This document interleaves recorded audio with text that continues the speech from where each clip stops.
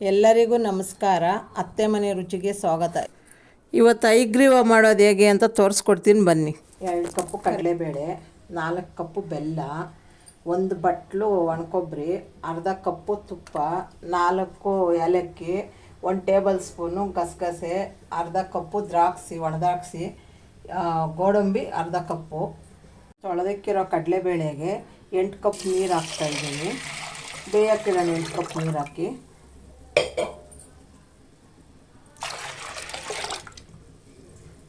ಈಗ 25 ನಿಮಿಷದಿಂದ ಬೇಯಿಸಿದ್ದೀರಿ ನೋಡಿ. ಇಷ್ಟು ಬೆಂದರೆ ಸಾಕು, ತುಂಬ ಇದು ಬೇಯಿಸಬಾರ್ದು, ಹಿಂಗಿದ್ರೇ ಚೆನ್ನಾಗಿರೋದು. ಈಗ ನೀರು ಬಗ್ಗಿಸ್ಕೊಂಬಿಟ್ಟು ಬೇಳೆ ಸಪ್ರೇಟ್ ಮಾಡೋಣ. ಈಗ ಒಂದು ಮಂದವಾಗಿರೋಂಥ ಪಾತ್ರೆ ಇಟ್ಕೊಂಡು ಅದಕ್ಕೆ ಒಣಕೊಬ್ಬರಿ ಹಾಕ್ಕೊಂಡು ಹುರ್ಕೊಳ್ಳೋಣ. ಒಂಚೂರು ಬಣ್ಣ ಚೇಂಜ್ ಆಗಬೇಕು, ಲೈಟಾಗಿ ಇಳಿಸ್ಕೊಳ್ಳೋಣ. ಆಮೇಲೆ ತುಂಬ ಕಲರ್ ಬಂದರೆ ಚೆನ್ನಾಗಿರಲ್ಲ.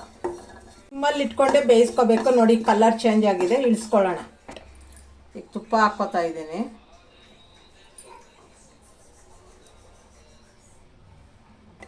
ಈಗ ಗೋಡಂಬಿ ಹಾಕ್ಕೊಳ್ಳೋಣ.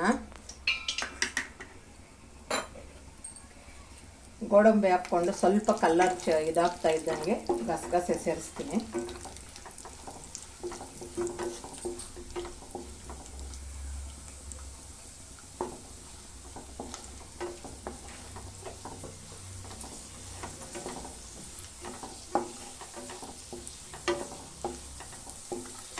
ಈಗ ಗಸಗಸೆ ಹಾಕ್ತಾ ಇದ್ದೀನಿ.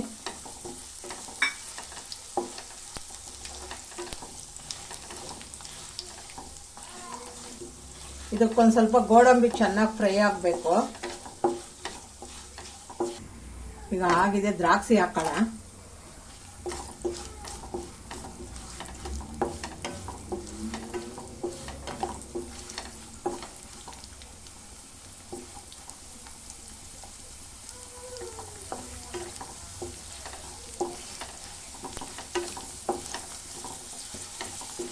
ನೋಡಿ ಈಗ ಆಗಿದೆ. ಇದು ಎಲ್ಲನೂ 3 ಮಿಕ್ಸ್ ಆಗಿ ಈ ರೀತಿ ಆಗಿದೆ, ಚೆನ್ನಾಗಿದೆ. ಈಗ ಇಷ್ಟಾಗಬೇಕು, ಆಗಿದೆ, ಇಳಿಸ್ಕೊಳ್ಳೋಣ. ಈಗ ಅದೇ ಬಾಣಲಿಗೆ ಬೆಲ್ಲ ಹಾಕ್ಕೊಳ್ಳೋಣ. ಬೆಲ್ಲ ಒಂದು ಸ್ವಲ್ಪ ಕರ್ಗಾಕ್ಬಿಡೋಣ ಬಿಸಿಗೆ.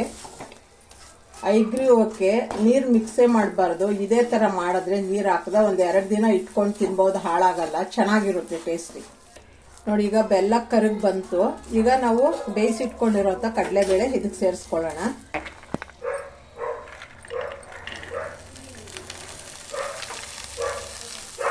ನೀಟಾಗಿ ಮಿಕ್ಸ್ ಮಾಡ್ಕೊಳ್ಳೋಣ. ಉಡುಪಿ ಕೃಷ್ಣನಿಗೆ ಇಷ್ಟವಾದಂಥ ನೈವೇದ್ಯ. ಬೆಲ್ಲ ಕರಗಿ ಫುಲ್ ನೀರು ಥರ ಆಗಿದೆ. ನೀಟಾಗಿ ಬೇಯಿಸ್ಕೊಂಡ್ರೆ ಗಟ್ಟಿ ಆಗಿಬಿಡುತ್ತೆ. ನೀಟಾಗಿ ಬೆಂದ್ಕೊಂಡ್ರೆ ಬೇಳೆ ಅದರಲ್ಲಿ ಗಟ್ಟಿ ಆಗಿಬಿಡುತ್ತೆ. ನೋಡಿ ಈಗ ಗಟ್ಟಿ ಆಗ್ತಾ ಬರ್ತಾ ಇದೆ. ಈಗ ಏಲಕ್ಕಿ ಪುಡಿ ಸೇರಿಸ್ತಾ ಇದ್ದೀನಿ. ಉಳ್ಕೊಂಡಿರೋಂಥ ತುಪ್ಪನ ಸೇರಿಸ್ತಾ ಇದ್ದೀನಿ. ಹಾಗೆ ಒಣಕೊಬ್ಬರಿನೂ ಸೇರಿಸ್ತಾ ಇದ್ದೀನಿ. ಹುರಿದಿಟ್ಕೊಂಡಿರೋಂಥ ದ್ರಾಕ್ಷಿ, ಗೋಡಂಬಿ, ಗಸಗಸೆ ತುಪ್ಪದಲ್ಲಿ ಅದು ಹಾಕ್ತಾ ಇದ್ದೀನಿ. ಈಗ ಇದಾಗಿದೆ, ಸರ್ವ್ ಮಾಡ್ಕೋತಾ ಇದ್ದೀನಿ. ನಾಳೆ ಕೃಷ್ಣ ಜನ್ಮಾಷ್ಟಮಿ. ಎಲ್ಲರೂ ಪ್ರಯತ್ನ ಮಾಡಿ ಹೇಗಿದೆ ಅಂತ ತಿಳಿಸಿ. ನಮ್ಮ ರೆಸಿಪಿ ನಿಮ್ಗೆ ಇಷ್ಟ ಆದರೆ ಲೈಕ್ ಮಾಡಿ, ಶೇರ್ ಮಾಡಿ, ನಮ್ಮ ಚಾನಲ್ಗೆ ಸಬ್ಸ್ಕ್ರೈಬ್ ಆಗಿ.